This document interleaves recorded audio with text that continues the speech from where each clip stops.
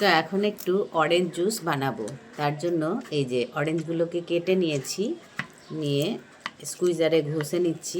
দেখো কত সুন্দর রস বেরোচ্ছে, খুব ভালোভাবে রসটা বেরিয়ে যাবে। অরেঞ্জটা খুব মিষ্টি আছে, ছেলে তো এমনি খেতে চায় না, তার জন্য ওকে এভাবে অরেঞ্জ থেকে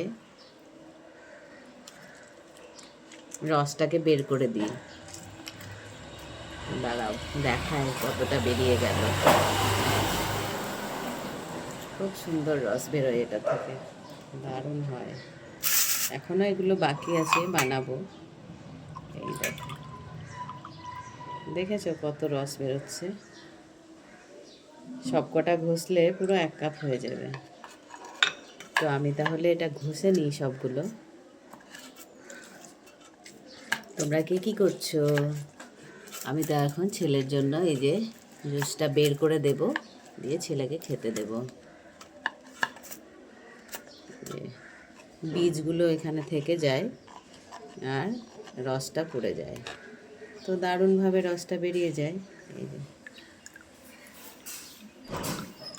এই দেখো এখনই এতটা হয়ে গেছে। তো বাকিটা কমপ্লিট করি, করে ছেলেকে খেতে দিই।